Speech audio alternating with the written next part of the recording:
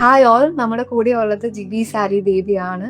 ആളുടെ എൻക്ലസ് ആറും ജേർണി നമ്മുടെ കൂടെ ആയിരുന്നു. അപ്പൊ ഹായ് ജിബി. ഹായ്, എൻ്റെ പേര് ജിബി. ഞാൻ നാട്ടിൽ കൊല്ലത്താണ്. ഞാൻ 2011 നഴ്സിംഗ് കംപ്ലീറ്റ് ആയതാണ്. ഇപ്പം ഞാൻ ദുബായിൽ വർക്ക് ചെയ്യുന്നു. ഒരു 4 years ആയി ദുബായിലുണ്ട്.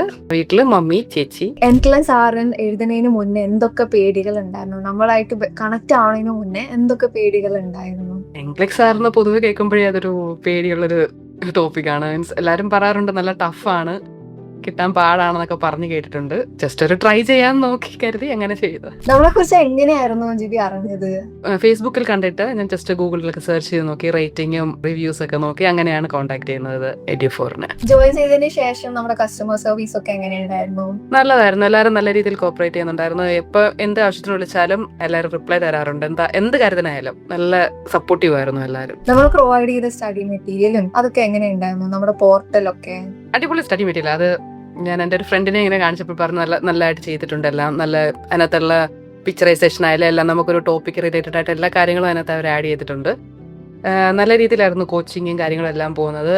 ഞാൻ മോസ്റ്റ്ലി റെക്കോർഡഡ് സെക്ഷൻ ആയിരുന്നു ചെയ്തുകൊണ്ടിരുന്നത്. ഞാൻ എൻ്റെ ഡ്യൂട്ടിയുടെ ഇതുകൊണ്ട് ആ റെക്കോർഡഡ് സെക്ഷൻ തന്നെ എല്ലാം നല്ല ഡീറ്റെയിൽ ആയിട്ടാണ് ട്യൂട്ടേഴ്സ് എല്ലാം എക്സ്പ്ലെയിൻ ചെയ്യുന്നത്. ഏത് ഡൗട്ട് ഉണ്ടെങ്കിൽ ഏത് സമയത്ത് ചോദിച്ചാലും അവരെല്ലാം എക്സ്പ്ലെയിൻ ചെയ്തു തരുമായിരുന്നു. നമ്മൾ പ്രൊവൈഡ് ചെയ്ത എന്തായിരുന്നു ഏറ്റവും കൂടുതൽ ജിബിക്ക് ഹെൽപ്ഫുൾ ആയിട്ടുണ്ടായിരുന്നത്? ഓൺലൈൻ ക്ലാസ് തന്നെയായിരുന്നു. നല്ല രീതിയിൽ ക്ലാസ് എടുക്കുന്നുണ്ടായിരുന്നു, നല്ല രീതിയിൽ ചെയ്തിട്ടുണ്ടായിരുന്നു. റിവിഷൻ ക്വസ്റ്റ്യൻസ് എല്ലാം നല്ലതായിരുന്നു. അത് ഞാൻ 1-2 ക്ലാസ് എനിക്ക് ഓൺലൈൻ അറ്റൻഡ് ചെയ്യാൻ പറ്റുള്ളൂ. ബാക്കിയെല്ലാം പോർട്ടൽ ത്രൂ ആയിരുന്നു കയറുന്നത്. നല്ല രീതിയിൽ അതെല്ലാം ചെയ്തിട്ടുണ്ടായിരുന്നു. നല്ല സപ്പോർട്ടീവ് ആയിരുന്നു ക്ലാസ്സുകളെല്ലാം. നമ്മുടെ കൂടെ ഉള്ള ജേർണിയിൽ കോൺഫിഡൻസ് ലെവലിലുള്ള ഡിഫറൻസ് എന്തായിരുന്നു വന്നായിരുന്നത്? ആക്ച്വലി ഇത് പ്രോസസ്സ് സ്റ്റാർട്ട് ചെയ്യണോ വേണ്ടേ എന്നുള്ളൊരു കൺഫ്യൂഷൻ നിൽക്കുന്ന ഒരു വ്യക്തിയായിരുന്നു. നിങ്ങളുടെ ആൾക്കാരുമായിട്ടൊക്കെ മീറ്റ് ചെയ്തു സംസാരിച്ചു കഴിഞ്ഞപ്പോൾ ഓക്കെ തുടങ്ങാം എന്നൊരു കോൺഫിഡൻസ് വന്നു. അങ്ങനെയാണ് ഈ പ്രോസസ്സ് സ്റ്റാർട്ട് ചെയ്യുന്നത് തന്നെ. എല്ലാത്തിനകത്തും എല്ലാ സപ്പോർട്ടും നിങ്ങളുടെ എല്ലാ ടീം മെമ്പേഴ്സിന്റെ ആയിരുന്നു ഉണ്ടായിരുന്നു. പിന്നത്തേക്ക് വെച്ചോണ്ടിരിക്കുവായിരുന്നില്ല ഈ എക്സാം എഴുതാനായിട്ട്? അത് കുറെ നാള് കൊണ്ടുള്ള ഒരു ആഗ്രഹമായിരുന്നു. എക്സാം ചെയ്യണം, പോകണം, ഇവിടുന്ന് മീൻസ് ഏതൊരു യൂറോപ്യൻ കൺട്രിയിലോട്ട് പോകണം എന്നുള്ളൊരു ആഗ്രഹമുണ്ട്. മെയിൻ എൻ്റെ ഒരു എയിം എന്ന് പറയുന്നത് ഓസ്ട്രേലിയ ആയിരുന്നു. ഓരോരുത്തർ പറയാറുണ്ടോ ഓരോ ഏജൻസി പോയി പറ്റിക്കപ്പെട്ടു. അപ്പൊ ഒരു ഡൗട്ടാണ്, പോണോ വേണ്ടയോ പോണോ, ആ ഒരു ഡൗട്ടിൽ നിൽക്കുമായിരുന്നു. അങ്ങനെ ഇരിക്കുന്ന ടൈമിലാണ് ഞാൻ ഫേസ്ബുക്കിൽ കാണുന്നതും അങ്ങനെ ജസ്റ്റ് എൻക്വയറി ചെയ്യുന്നതല്ല. എക്സാമിന് എങ്ങനെ ഉണ്ടായിരുന്നു? നമ്മുടെ കോൺഫിഡൻസിലൂടെ തന്നെയാണോ എഴുതിയത്? ഉണ്ടായിരുന്നു ചെല്ലും വരെ. അവിടെ ചെന്ന് ക്വസ്റ്റ്യൻസ് കണ്ടപ്പോൾ കോൺഫിഡൻസ് എല്ലാം പോയി. എക്സാം കഴിഞ്ഞതിന് ശേഷം എന്തായിരുന്നു, എങ്ങനെയുണ്ടായിരുന്നു? കഴിഞ്ഞതിന് ശേഷം എനിക്ക് കിട്ടുമെന്നൊരു ഡൗട്ട് ഉണ്ടായിരുന്നു. എന്ന് പറഞ്ഞാൽ കൂടുതൽ എനിക്ക് ക്വസ്റ്റ്യൻസ് വന്നത് ടഫ് ആയിട്ടുള്ളതായിരുന്നു. പക്ഷെ റിസൾട്ട് വന്നപ്പോൾ ഹാപ്പിയായി. റിസൾട്ട് കണ്ട മൊമെന്റ് ഒന്ന് ഷെയർ ചെയ്യാമോ? റിസൾട്ട് കണ്ടുപോകാൻ ഞാൻ ഷോക്ക്ഡ് ആയിരുന്നു. എന്ന് പറഞ്ഞാൽ ഞാൻ തീരെ പ്രതീക്ഷിക്കാത്ത റിസൾട്ട് ആയിരുന്നു. ഞാൻ പാസ്സാകുമെന്ന് സത്യം പറഞ്ഞാൽ എനിക്ക് നല്ല ഡൗട്ട് ഉണ്ടായിരുന്നു. റിസൾട്ട് അവിടുന്ന് മെസ്സേജ് വന്ന് പാസ്സായെന്ന് പറഞ്ഞപ്പോൾ എനിക്ക് എന്ത് വേണമെന്ന് അറിയാത്തൊരു അവസ്ഥയായിരുന്നു. കരയണോ ചിരിക്കണോ? ആരോടാ ഫസ്റ്റ് പറഞ്ഞത് റിസൾട്ട്?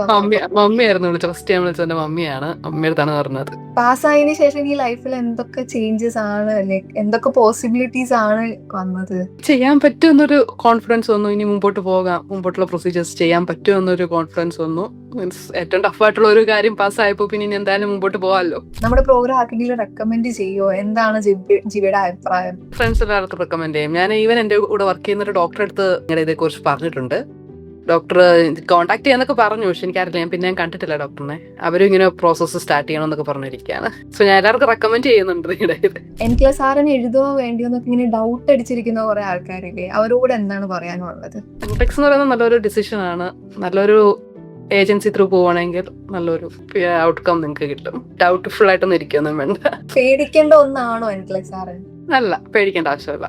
നിങ്ങൾക്ക് നല്ലൊരു കോച്ചിങ് കിട്ടിക്കഴിഞ്ഞാൽ പേടിക്കേണ്ട ആവശ്യമില്ല. ജിബിയുടെ ഫ്രണ്ട്സ് ഒക്കെ അറ്റൻഡ് ചെയ്തിട്ടുണ്ടാവുമല്ലോ വേറെ സ്ഥലത്തുനിന്നൊക്കെ. അപ്പൊ അവരുടെ എക്സ്പീരിയൻസും ഇവിടെ നിന്ന് ജിബിക്ക് കിട്ടിയ എക്സ്പീരിയൻസും തമ്മിലുള്ള ഒരു ഡിഫറൻസ് അങ്ങനെ എന്തെങ്കിലും പറയാൻ പറ്റും? എന്റെ ഫ്രണ്ട്സ് ആരും അങ്ങനെ അറ്റൻഡ് ചെയ്തിട്ടില്ല ഇതുവരെ. എല്ലാവരും ഇവിടെ തന്നെ സെറ്റിൽ ആയിട്ടുള്ള ആൾക്കാരാണ്.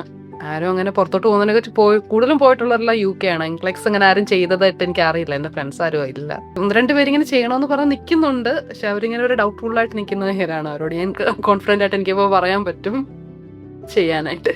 അപ്പൊ എന്തൊക്കെയാണ് ജിബിയുടെ ഫ്യൂച്ചർ പ്ലാൻ? പറഞ്ഞ പോലെ എനിക്ക് ഓസ്ട്രേലിയ പോകാനാണ്. ഓസ്ട്രേലിയയിലാണ് ഞാൻ ഇപ്പോൾ എൻക്ലെക്സ് എഴുതിയത് തന്നെ. ഇനി ഓസ്കി ഉണ്ട്. അത് കഴിഞ്ഞ് ലാംഗ്വേജ് ടെസ്റ്റ് എത്രയും പെട്ടെന്ന് ചെയ്തിട്ട് പോകണോ എന്നൊരാഗ്രഹം. നമ്മുടെ അടുത്തൊന്ന് കിട്ടിയ എന്തെങ്കിലും ഒരു എക്സ്പീരിയൻസോ അങ്ങനെ എന്തെങ്കിലും ഷെയർ ചെയ്യാനുണ്ടോ?